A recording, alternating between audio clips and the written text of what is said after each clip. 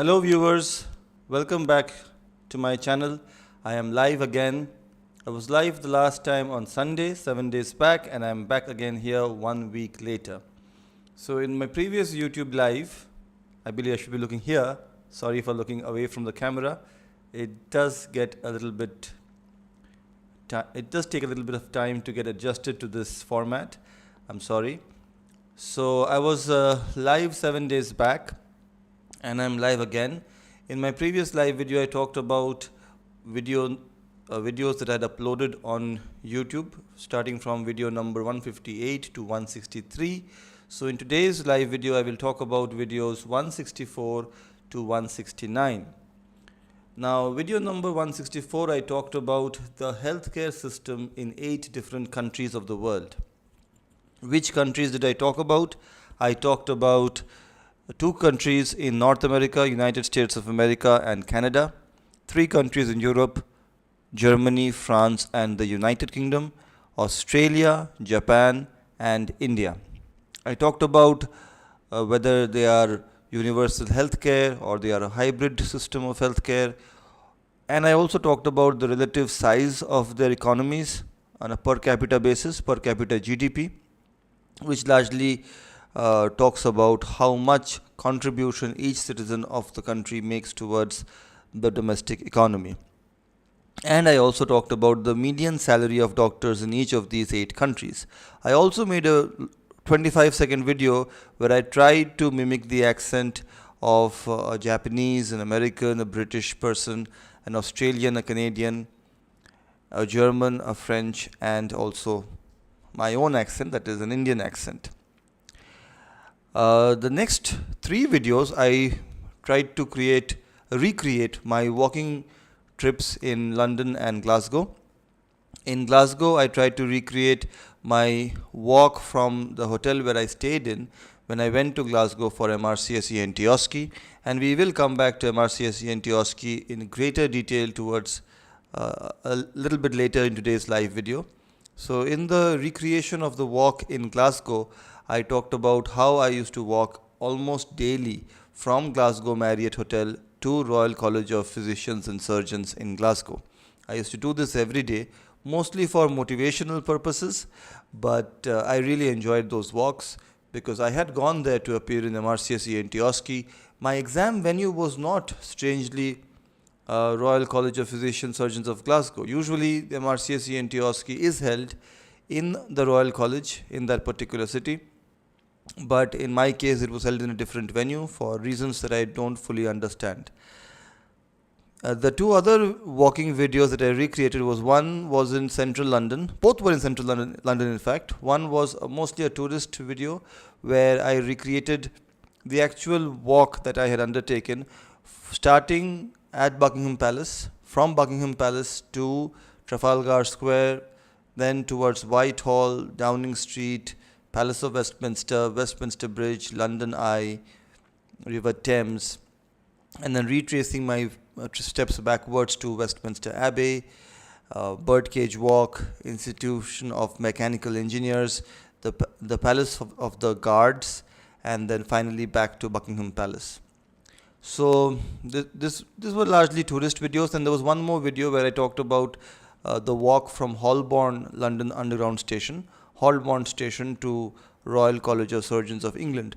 This was particularly helpful for those people who will be going to London to attend the diploma presentation ceremony, because when you confirm your physical presence for reception of the diploma that will be presented to you after you have passed MRCS, both parts of MRCS, they do send helpful directions that you can reach. It is easy walking distance from the nearest underground station, and the nearest underground station is Holborn Station. But they don't tell you how to, or exactly which direction to walk in from Holborn Station to Royal College of Surgeons of England. Although it is quite easy to understand with Google Maps, but maybe you don't have internet on the go when you go to London. Maybe you have a domestic internet provider from a different country. So it might be difficult for you. So I tried to recreate that walk, and it is a very short walk. Although, to be fair, when I did walk from Holborn Station to Royal College of Surgeons of England. When I had gone to London to collect my diploma, I did get lost. Okay, I was not completely aware of the direction, so I had to look around for a while before I actually found the building I was looking for. So to prevent that from happening to you, I made a video about that where I recreated the walk from Holborn Station to Royal College of Surgeons of England in London. And the final video that I will talk about today is about a news that I received on Telegram. This is a notice issued by ICBSE, that is the Intercollegiate Committee for Basic Surgical Examinations. I believe this is the authority which conducts the exams for the surgical royal colleges in the UK and in Ireland.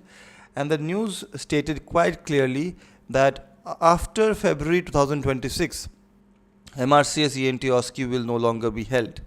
So the last diet of MRCS ENT OSCE will be held in February 2026, which basically means that there will be 5 more exams, 5 more MRCS ENT OSCE pattern exams, and I will tell you exactly when these 5 exams will be held.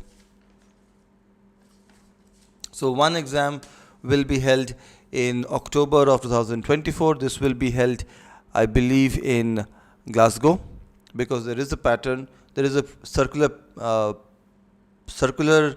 pattern in which the venues are decided, so it is rotational. So the May exam of MRCS ENT OSCE was held in Dublin, so the next exam is in October, it will be held in Glasgow. Subsequently, February 2025 exam will be held in London. May 2025 will be held in Edinburgh. October 2025 will be held in Dublin again, and then February 2026, which will be the last MRCS ENT OSCE, will be held in Glasgow, which is quite fitting if I am being a little bit narcissistic, because I appear in MRCS ENT OSCE in Glasgow, and the last ever MRCS ENT OSCE will also be in Glasgow in February 2026. What does this information mean for MRCS ENT aspirants? Now, depending upon which position you are in your MRCS ENT journey, it means different things for different people.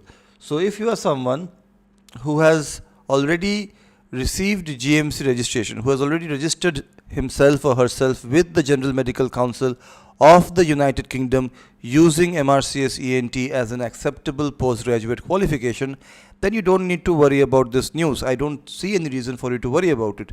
Only thing is you should be more proactive towards applying for a job and getting a job. There is no reason to worry about it, because when you applied for GMC registration, MRCS ENT was an acceptable postgraduate qualification. GMC has granted you registration. I don't see any reason why you should be worried with this news. Now, for those people who have passed MRCS ENT, have received their membership confirmation letter, but are still awaiting GMC registration. I know people who have passed in 2023 and may still have not registered with the General Medical Council. I would strongly urge them to apply for GMC registration as soon as possible, because MRCS ENT OSCE is being discontinued. So it may well happen that General Medical Council may decide that MRCS ENT is no longer going to be an acceptable postgraduate qualification in the future. It is an acceptable postgraduate qualification for the foreseeable future, but beyond that, maybe a new notice may come out where GMC may say that MRCS ENT is no longer an acceptable postgraduate qualification. So if you have passed MRCS ENT and you are still awaiting GMC registration, I would strongly urge you to get it done. If you, of course, want to work in the UK. If you don't want to work in the UK, then of course GMC registration does not make a lot of sense. Now, for those people who have passed MRCS Part A, are from the ENT background and are waiting to prepare for MRCS ENT OSCE, I would ask you to start preparing right away, to book the exam as soon as possible, because time is literally running out. If you are from the ENT background, you do want to appear in an ENT syllabus exam, okay, which is something possible only till February of 2026. Beyond February 2026, if you want to If you are from the ENT background and if you want to enter the UK to work as an ENT specialist, you will not be appearing in any ENT syllabus exam to gain entry to that route, you know. So say in 2027, somebody with MS ENT from India wants to work as an ENT specialist in the UK. This person will not have the opportunity to appear in any UK based exam which will largely follow an ENT syllabus. For this person in 2027 or even beyond February 2026, say May 2026, this person will have to appear in MRCS Part A, pass MRCS Part A, and then pass MRCS Part B. Both MRCS Part A and MRCS Part B are largely similar syllabus, and the syllabus is largely general surgery along with basic sciences. So if you are from ENT background and if you have passed MRCS Part A, you have 5 more shots at appearing in MRCS ENT OSCE till February 2026, beyond which you will have to appear in general surgery based exams like MRCS Part B. Now, if you are from the ENT background and if you have not even appeared in MRCS Part A, if you have not even passed MRCS Part A, then I strongly urge you to pass MRCS Part A as soon as possible. I know it is a very difficult exam, but MRCS Part B will be equally difficult, if not more. So you have to start preparing more diligently in a more focused manner, because I believe passing MRCS Part A is more difficult than passing MRCS ENT OSCE, and passing MRCS Part B might be more difficult than passing MRCS ENT OSCE also. So you would want to appear, if you are from an ENT background, you would want to appear in ENT exams. That is quite a simple assumption to make on my part. I hope I'm not wrong. So if you are from the ENT background and if you want to work as an ENT specialist in the UK, then ideally you would want to appear in an ENT syllabus exam, which is only available to you till February 2026. So please hurry up. Devote 6 months for MRCS Part A, which will take you to January of 2024. Appear in MRCS Part A and then devote 3 months to MRCS ENT OSCE, and then you will hopefully pass both parts. So thank you for that. I hope you like this live.